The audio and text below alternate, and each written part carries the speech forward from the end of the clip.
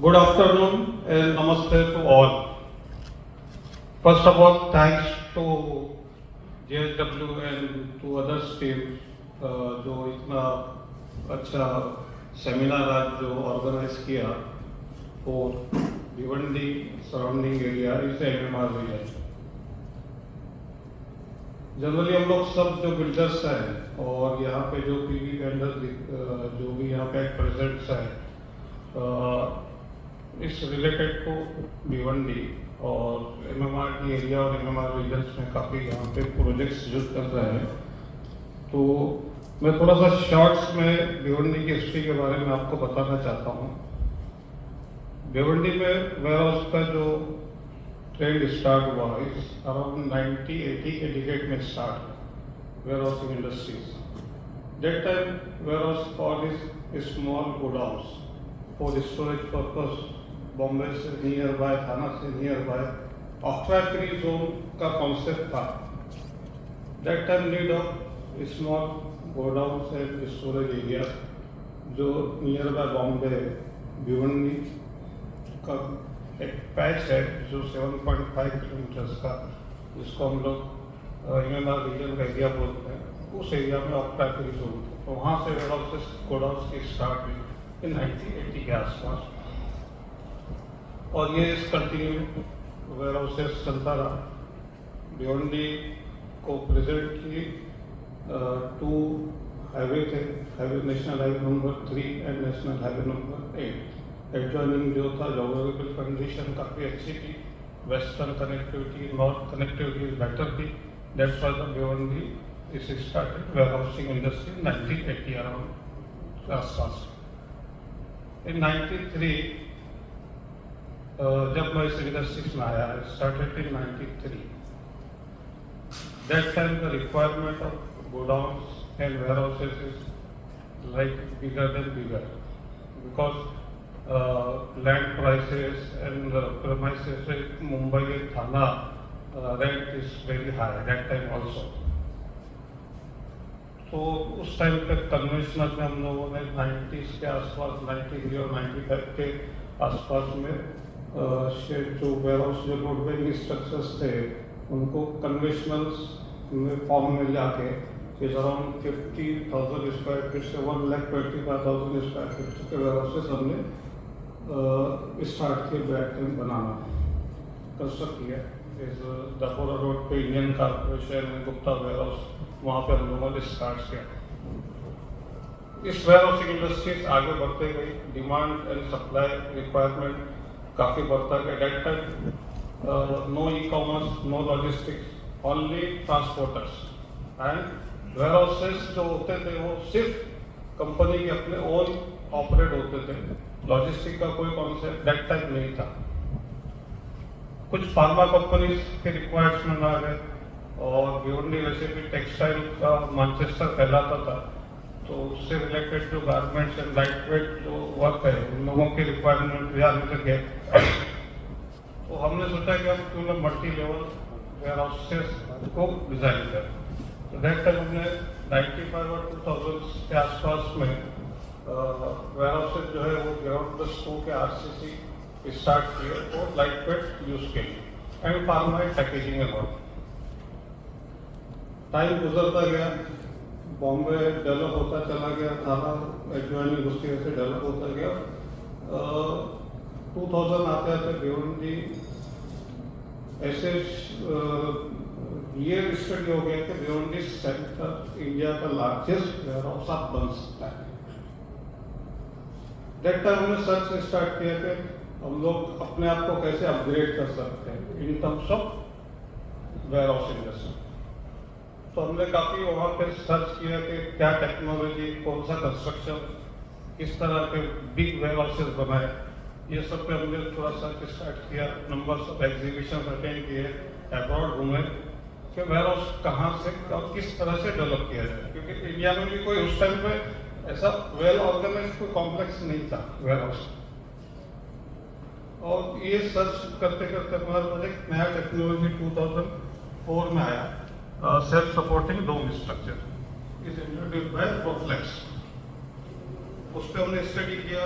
हमारे क्लाइंट थे जिन्होंने वेयरहाउस स्टार्ट किया बनाना भिवंडी में 25,000 स्क्वायर फीट और रिकॉर्ड किया उन्होंने सेल express at the first revolution in 2004 in warehousing industries, and then such continued at 2005 या 4 और 5 के आसपास में बिग चैलेंज ये था कि कंस्ट्रक्शन कॉस्ट अपग्रेड था। कहाँ पे एस्बेस्टो शीट में वेयरहाउसेस रोड में बनते थे और उसको कन्वर्ट करना नेक्स्ट जनरेशन के वेयरहाउसेस में, ये बिग चैलेंज था हमारे लिए कॉस्ट वाइज भी, क्योंकि वो जो वेयरहाउसेस थे इस culture to rent out user, cost भी मिनिमाइज करना था, कंट्रोल करना था, इकोनॉमिकल वेयरहाउस बनाना था। तो हमने ऐसी रूफ इंडिया में कहीं से काफी स्टडीज के बाद सोचा कि चैलेंज लेते हैं और पीवी स्ट्रक्चर इंट्रोड्यूस करते हैं इंडिया सॉरी भिवंडी में हमारे 2005 और 6 के बीच हमने फर्स्ट वेयरहाउसेस जो है वो लापोरा रोड करके हमारा वहाँ पे ग्लोब कॉम्प्लेक्स में वहाँ पे गोदरेज को रिजर्व किया। After 2006 July scenario is completely change हो गया और हर कोई डिमांड करने लगा पीवी स्ट्रक्चर वेयरहाउसेस, क्योंकि वो एक कंपनी को सैंपल हमने ऑलरेडी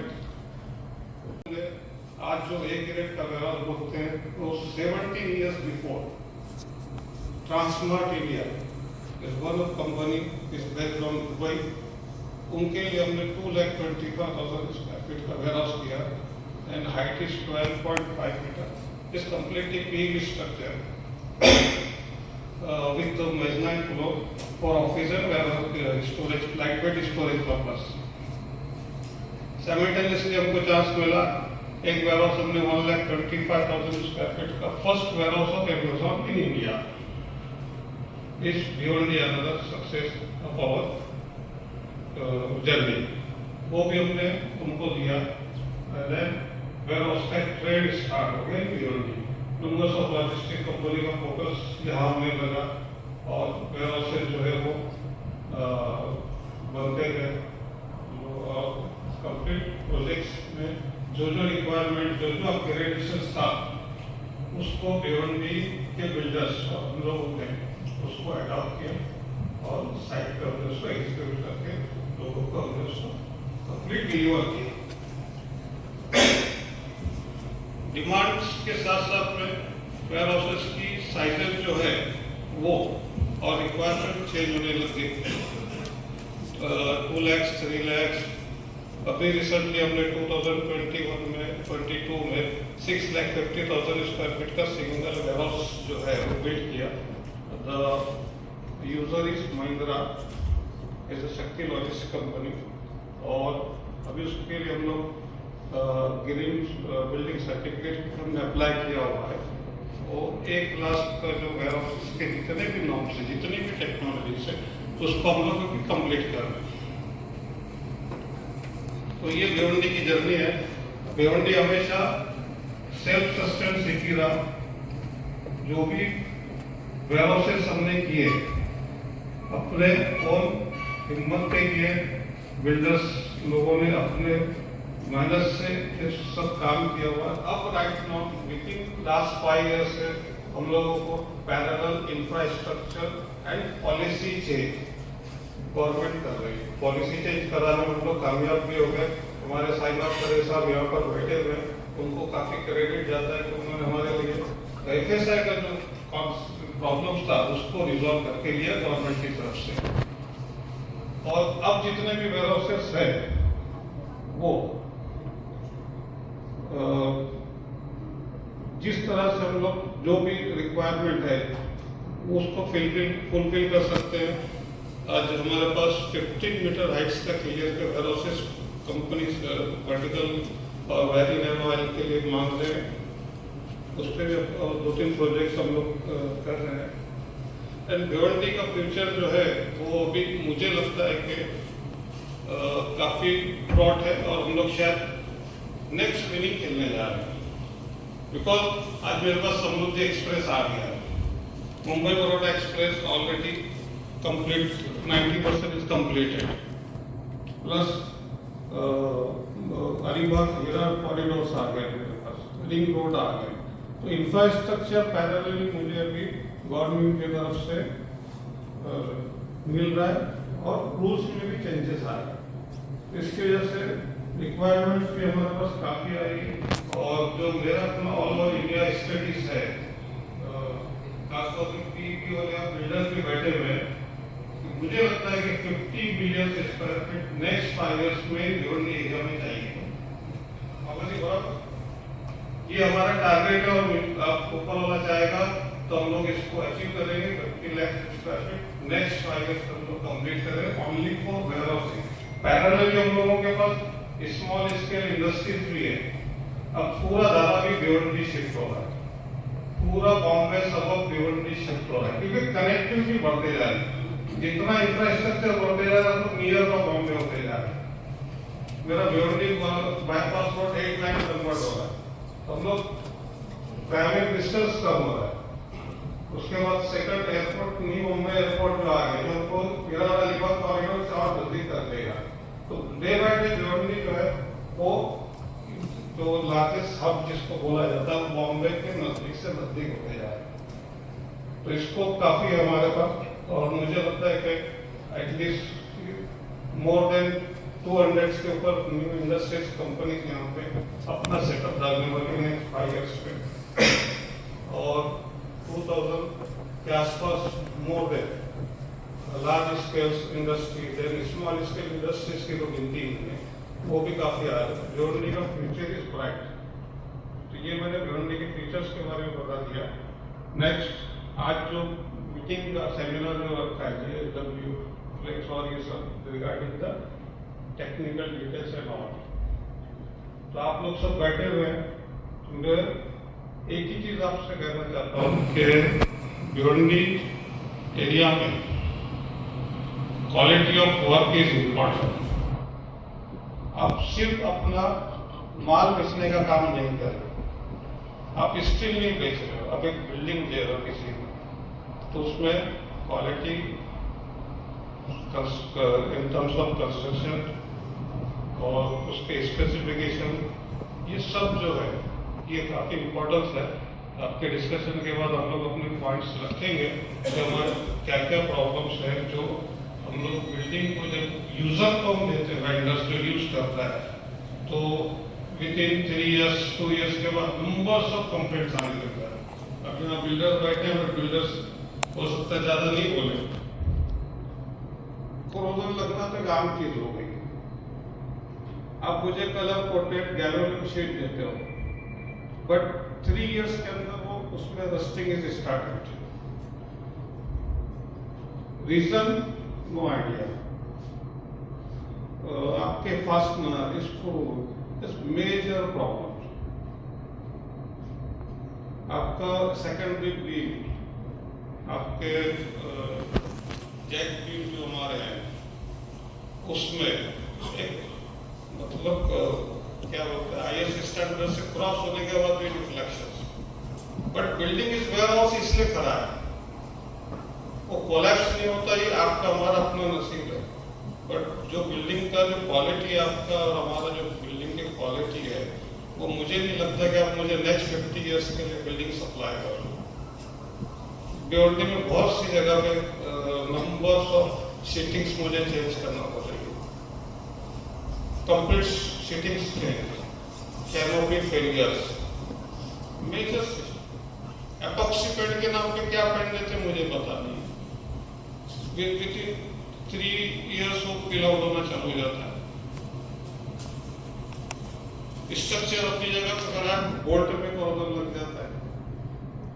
तो ये जो कॉम्प्रोमाइज करने का क्वालिटी के साथ में जो ये है, अच्छा वापस उसके बाद स्टेबिलिटी सर्टिफिकेट भी वेंडर ही मुझे प्रोवाइड करता है। ऐसा नहीं कि उसे बना के भाग रहा है, वेंडर ही मुझे स्टेबिलिटी सर्टिफिकेट भी देता है। और हम लोग एज ए इंजीनियर ये बोलते हैं कि life of steel structure is better than the RCC, क्योंकि आरसीसी से ज्यादा लाइफ स्टील स्ट्रक्चर का है। स्टील स्ट्रक्चर महंगा होने की वजह से आरसीसी का कॉन्सेप्ट आया है। But still structure is life. लेकिन यहाँ पे with in 3 years to 5 years के अंदर नंबर्स ऑफ कंप्लेंट्स हमारे पास स्टील स्ट्रक्चर्स में आ रहे हैं। तो ये सब हम लोगों को भी ध्यान रखना है। जैसे मेरा ये आज जो हमने आज जो सेमिनार जो हो रहा है, इसकी रीजन ये थी कि mister Aftab Khan from JSW वो एक दिन मेरे पास आए। हम लोग भी स्टील सेमिनार में शायद मिले थे। बोले मैं JSW से हूँ। मैं बोला JSW की शीट्स में कितना कंप्लेंट है, आप क्यों नहीं चेक करते कि मार्केट में कहीं आपके नाम से डुप्लीकेट स्टील तो नहीं बिक रहा है। एनीवन परचेज जो सेल कर रहा है, कलम बोली आपका हाथ है, सब जगह हाथ। हम तो JSW को बोल रहे हैं, हम वेंडर को बोले तो स्टील कौन सा देगा। वहां से हमारा ये इंटरैक्ट स्टार्ट हुआ और मैंने उनको बोला कि एक कम से कम टेक्निकल मीटिंग समझो, हमारे प्रॉब्लम समझो। आप वेंडर्स को आप सिर्फ मटेरियल या कॉइल सप्लाई कर रहे हो, बट अल्टीमेटली नाम आपका बदनाम हो रहा है। क्या होता है, पीवी स्ट्रक्चर जो वेयर हाउस है उसमें हमारे पास कंप्लेंट 2 ही होते हैं, इन टर्म्स ऑफ फ्लोरिंग और इन टर्म्स ऑफ लीकेज। अगर ये 2 चीज नहीं और बिल्डिंग करा तो किसी को कोई प्रॉब्लम्स नहीं। बट फ्लोरिंग आपका सब्जेक्ट नहीं है, फ्लोरिंग में कंप्लेंट्स है हमारे पास, उसको कैसे रिजॉल्व करने का करते हैं। लेकिन स्टील स्ट्रक्चर में जो लीकेज का प्रॉब्लम्स है और सीटिंग उड़ के चले जाती है, तो एनी टाइम हो ये इंसिडेंट हैपन होता है इमरजेंसी में, जिसके बारिश में ज्यादा रेनी सीजन में होता है। उसका पूरा मटेरियल लाइफ जो उसका वेयरहाउस होता है, ऑल ऑफ सडन पूरा सिस्टम बिगड़ जाता है, जिसमें फूड होता है, पैकेजिंग होता है, ऑल एंड ऑल होता है। हर आदमी इलेक्ट्रॉनिक्स आइटम से लेकर बेसिक आइटम तक, मिस शूज से लेकर सर के बाल के शैम्पू तक का सारा सिस्टम सफर होता है। तो मेरा रिक्वेस्ट सारे पीवी वेंडर से और आप लोगों से है कि आप जो मुझे बिल्डिंग सप्लाई करते हो वो ये सोच के सप्लाई कीजिए कि बिल्डिंग का लाइफ आप मुझे 50 years का वारंटी दे दो कम से कम। ये मेरी सबसे रिक्वेस्ट है और मैं अपनी बात खत्म करता हूँ। Thank you.